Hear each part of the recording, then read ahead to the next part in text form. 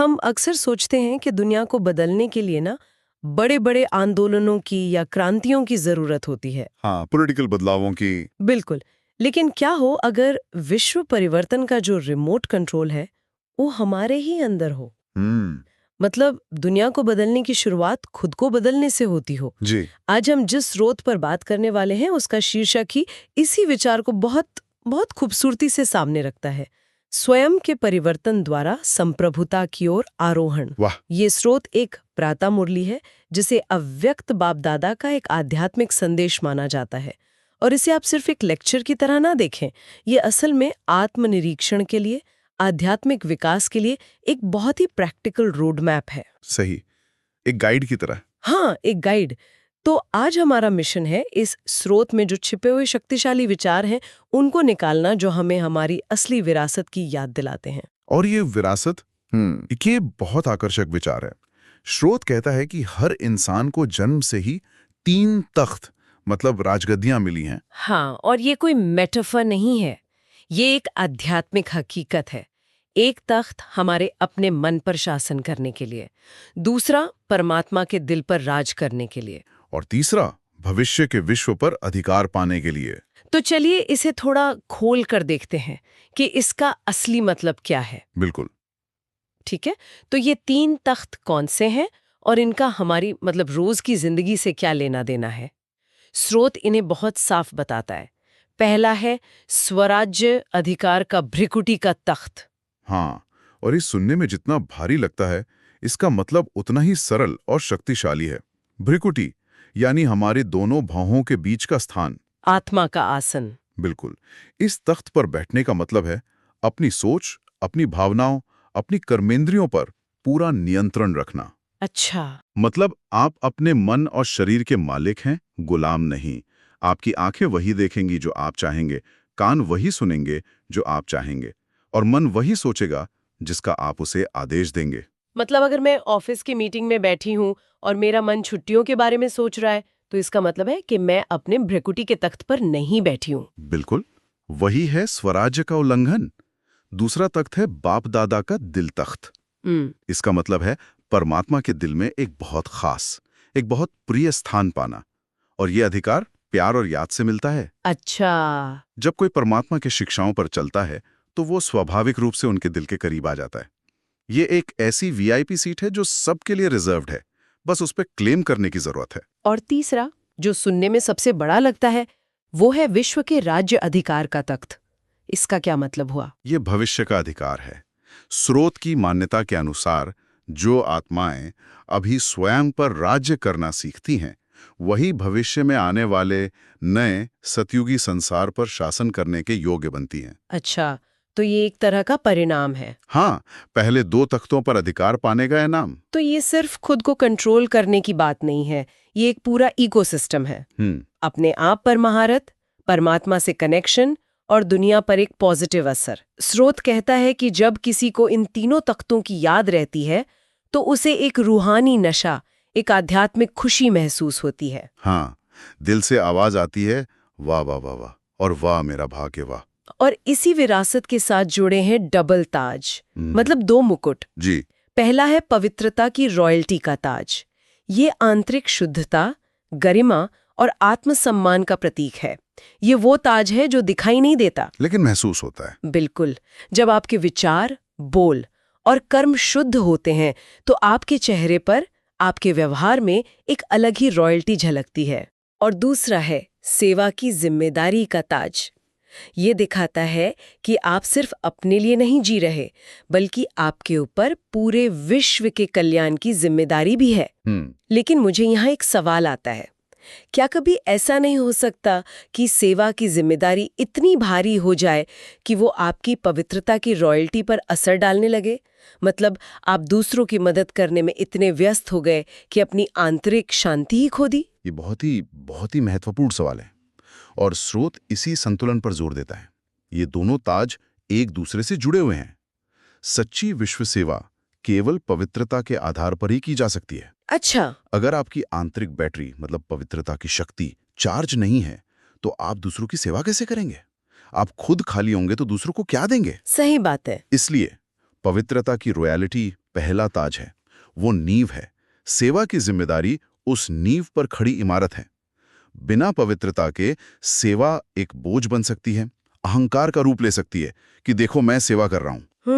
लेकिन पवित्रता के साथ की गई सेवा सच्ची और निस्वार्थ होती है। ठीक है, तो ये विरासत तो बहुत शाही है, तख्त और ताज दोनों हैं इसमें।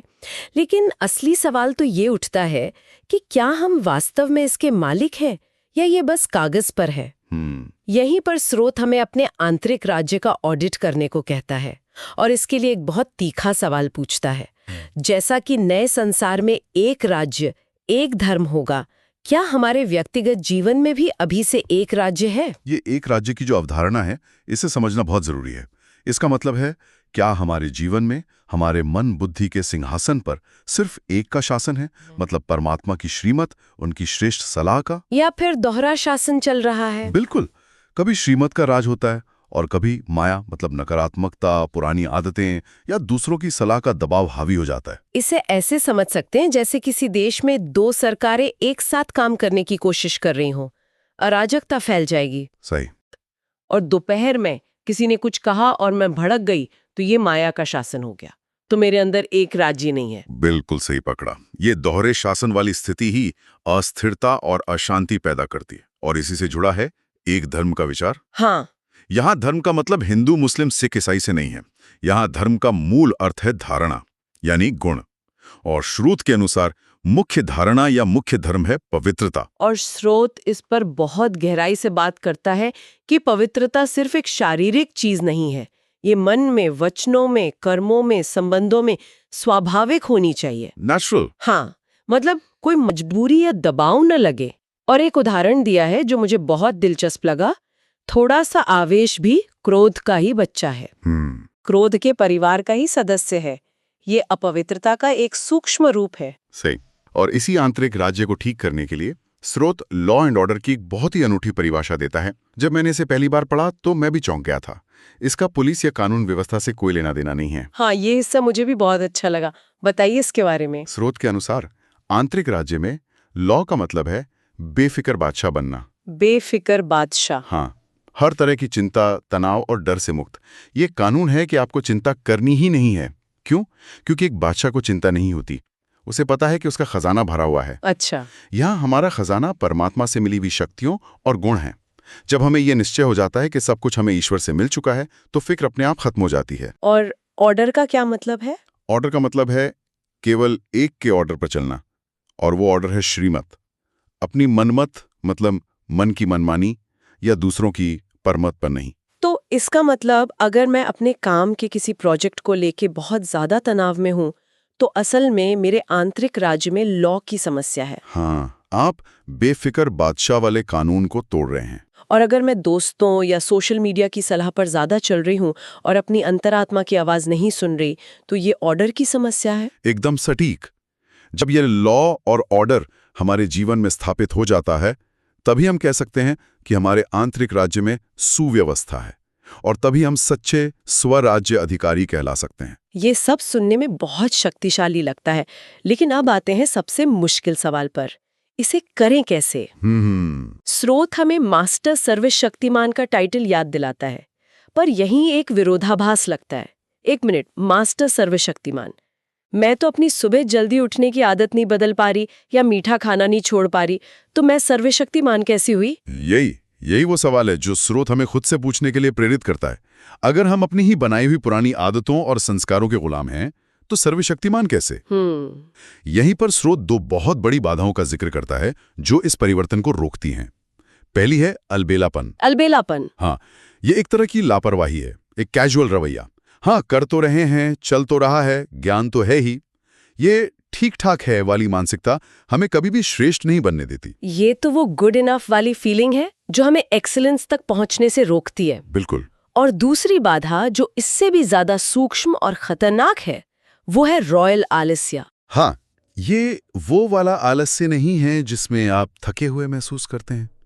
ये एक बहुत ही आरामदायक, पॉजिटिव लगने वाला आलस्य है। अच्छा। ये वो सोच है जो कहती है, अरे हो ही जाएगा, हम तो बाबा के बच्चे हैं, बन ही जाएंगे, अंत में सब ठीक हो ही जाएगा। तो ये रॉयल क्यों है? ये आलस्य इसलिए रॉयल है क्योंकि इसमें कोई टेंशन नहीं दिखती, कोई अपराध बोध नहीं होता, पर यह पुरुषार्थ की यानी मेहनत की गति को सबसे ज्यादा धीमा कर देता है। ये तो वो वाली फीलिंग है जैसे अरे कल से जिम पक्का ज्वाइन करूंगी। हाँ। आप टेंशन में नहीं है, आप पूरी तरह से पॉजिटिव हैं कि आप कर लेंगी, लेकिन आज नहीं। बिल्कुल यही है रॉयल आलस्य, ये कल करेंगे वाली सोच। इन बाधाओं को पार करने के लिए ही स्रोत कुछ बहुत ही व्यवहारिक, आप कह सकते हैं माइंड हैक्स देता है। अच्छा। और सबसे शक्तिशाली सलाह है मैं और मेरा शब्दों के प्रति जागरूक हो जाना। ये बहुत दिलचस्प है, शब्दों को बदलना। इससे क्या होगा? कहता है कि जब भी आप मैं शब्द बोलें या सोचें तो उसके साथ कोई स्वामान मतलब आत्मसम्मान का टाइटल जोड़ दें। जैसे सिर्फ ये नहीं कि मैं परेशान हूं, बल्कि रुककर सोचें मैं एक शांत स्वरूप आत्मा हूं। हाँ। सिर्फ ये नहीं कि मैं ये काम कर रहा हूं, बल्कि मैं एक मास्टर सर्वशक्तिवान आत्मा हूं। ये तुरंत आपकी ऊर्जा और नजरिए को बदल देता है। हाँ, और जब भी मेरा शब्द बोलें तो पहला ख्याल मेरा बाबा का आए। मेरा बाबा? हाँ, मेरा परमात्मा। हम दिन भर कहते हैं मेरा शरीर, मेरा घर, मेरा स्वभाव, मेरी समस्या। स्रोत कहता है कि मेरा बोलते ही पहले परमात्मा को याद करो। इससे क्या फर्क पड़ेगा? जब आप कहते हैं मेरा स्वभाव तो ऐसा ही है, तो आप उस स्वभाव को अपनी पहचान बना लेते हैं और उसे बदलने की संभावना खत्म कर देते हैं। हाँ। लेकिन जब आप पहले कहते हैं मेरा बाबा, तो आप अपनी पहचान उस सर्वशक्तिमान से जोड़ लेते हैं और फिर कोई भी स्वभाव बदलना संभव लगता है। वाह, ये तो सच में एक माइंड हैक है। मेरा स्वभाव गुस्सैल है की जगह पहले ये सोचना कि मेरा बाबा शांत का सागर है, तो मैं भी शांत स्वरूप हूँ। ये पूरी कहानी ही बदल देता है। बिल्कुल, और इसी तरह का परिवर्तन भाव और भावना शब्दों के लिए भी सुझाया गया है। अच्छा। जब भी भाव शब्द मन में आए तो तुरंत आत्मिक भाव याद आए, मतलब किसी को भी शरीर के रूप में देखने की बजाय उन्हें एक आत्मा के रूप में देखने का भाव। और भावना? और जब भी भावना शब्द सोचें तो तुरंत शुभ भावना याद आए, यानी हर किसी के लिए कल्याण की, शुभकामना की भावना, चाहे उन्होंने आपके साथ कैसा भी व्यवहार किया हो। ये सुनने में तो बहुत अच्छा लगता है, लेकिन असल जिंदगी के तनाव में, ट्रैफिक में फंसे हुए या जब कोई आपको गुस्सा दिला रहा हो, ये करना मतलब लगभग नामुमकिन लगता है। स्रोत इसे एक अभ्यास की तरह देखता है। जैसे एक एथलीट रोज अभ्यास करता है, वैसे ही ये एक मानसिक अभ्यास है। ये नामुमकिन इसलिए लगता है क्योंकि हमारी पुरानी आदतें बहुत गहरी हैं। सही।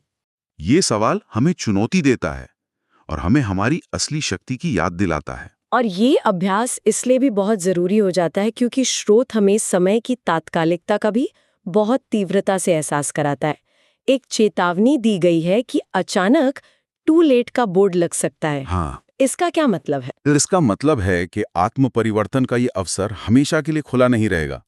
एक समय आएगा जब सुधार करने का, अपनी स्थिति को श्रेष्ठ बनाने का मौका खत्म हो जाएगा। इसलिए अब साधारण ढीले ढाले पुरुषार्थ का समय नहीं है, बल्कि तीव्र पुरुषार्थ यानी तेज गति से मेहनत करने का समय है। ये सचमुच एक बहुत गंभीर विचार है कि सुधार करने का मौका हमेशा के लिए नहीं रहेगा। हाँ, और इस तीव्र पुरुषार्थ के लिए 3 शब्दों को हमेशा याद रखने के लिए कहा गया है। कौन से 3 शब्द? पहला है अचानक, सडनली। स्रोत बताता है कि अंतिम घड़ी का कोई निश्चित समय नहीं है, सब कुछ अचानक होना है, तो इंतजार नहीं करना है। बिल्कुल। दूसरा एवर रेडी, यानी हर परिस्थिति के लिए हर पल तैयार रहना। हमारी मानसिक और आध्यात्मिक स्थिति इतनी मजबूत होनी चाहिए कि कोई भी बात हमें हिला ना सके। और तीसरा है बहुत काल, लॉन्ग टर्म, और ये बहुत बहुत महत्वपूर्ण है। बहुत काल का क्या अर्थ है? इसके पीछे का तर्क बहुत गहरा है। स्रोत समझाता है कि जो बहुत काल का पुरुषार्थ होगा, यानी जो लंबे समय तक लगातार और निरंतर अभ्यास किया जाएगा, उसी से 21 जन्मों का पूरा फल मिलेगा। अच्छा। अगर कोई सोचे कि मैं अंत समय में थोड़ा सा प्रयास करके सब कुछ पालूंगा, तो ये संभव नहीं है। जैसे एक छात्र जो पूरे साल पढ़ाई करता है। बिल्कुल, उसके परिणाम उस छात्र से बेहतर होते हैं जो सिर्फ आखिरी रात को पढ़ता है। वैसे ही थोड़े समय के पुरुषार्थ से प्रारब्ध भी थोड़े समय की ही मिलेगी। पूरा अधिकार पाने के लिए बहुत काल का निरंतर अभ्यास चाहिए। तो आज के हमारी पूरी चर्चा का सार यही निकल रहा है कि स्रोत के अनुसार आत्म परिवर्तन कोई वीकेंड हॉबी नहीं है, ये एक पूर्णकालिक मिशन है। सही। यह स्वराज्य से विश्व राज्य तक की यात्रा है, और इस यात्रा के लिए सबसे जरूरी चीज है दृढ़ संकल्प, जैसा कि स्रोत कहता है, दृढ़ता सफलता की चाबी है। हाँ, इसे कभी कमजोर नहीं करना है। और अंतिम लक्ष्य क्या है? स्रोत हमें याद दिलाता है कि लक्ष्य है नए संसार के फर्स्ट जन्म में श्री कृष्ण के साथ होना, मतलब श्रेष्ठतम पद को पाना। और वहां पहुंचने के लिए दृढ़ संकल्प चाहिए। हाँ, वो वाला संकल्प नहीं जो कहता है करेंगे देखेंगे, बल्कि वो जो कहता है करना ही है, नो मैटर व्हाट। बिल्कुल। और अंत में स्रोत में दिए गए वरदान और स्लोगन के साथ हम इस गहरी चर्चा को समाप्त करते हैं। ये सिर्फ सुंदर शब्द नहीं है। नहीं, ये पूरे संदेश का सार है। हाँ, वरदान है, परिवर्तन शक्ति द्वारा सर्व की शुक्रिया के पात्र बनने वाले विघ्नजीत भव। इसका सार ये है कि अगर कोई आपका अपकार भी करे, आपके साथ बुरा भी करे, तो आप अपनी आंतरिक शक्ति से उस नकारात्मक ऊर्जा को सकारात्मकता में बदल दो। उस स्थिति से भी कुछ अच्छा निकाल लो। यही है असली विघ्नजीत बनना। और स्लोगन है, अनुभवों का स्वरूप बन जाओ तो चेहरे से खुशनसीबी की झलक दिखाई देगी। यानी ज्ञान को सिर्फ सुनना या पढ़ना नहीं, उसे जीवन में उतारना। जी, जब आप शांति को अनुभव करेंगे तो आपकी चाल ढाल, आपके चेहरे से वो खुशी और नसीबी झलकेगी। और जाते जाते श्रोता के लिए एक विचार छोड़ना चाहेंगे। स्रोत हमें बार बार एक सलाह देता है, सी फादर यानी परमात्मा को देखो, उनके गुणों को देखो, और नॉट अदर्स यानी दूसरों की कमियों, उनकी गलतियों को मत देखो। आज की दुनिया में जहां सोशल मीडिया से लेकर न्यूज़ तक हर जगह दूसरों का विश्लेषण करना, उन्हें जज करना, उनकी गलतियां निकालना इतना आम है, तो ये एक सोचने वाली बात है ना? बिल्कुल। कि अगर हम अपनी 100% ऊर्जा और अपना पूरा ध्यान केवल और केवल स्वयं के परिवर्तन और परमात्मा के साथ अपने संबंध को मजबूत करने पर केंद्रित कर दें, तो हमारे अपने अनुभव और हमारी दुनिया कितनी अलग, कितनी बेहतर हो जाएगी।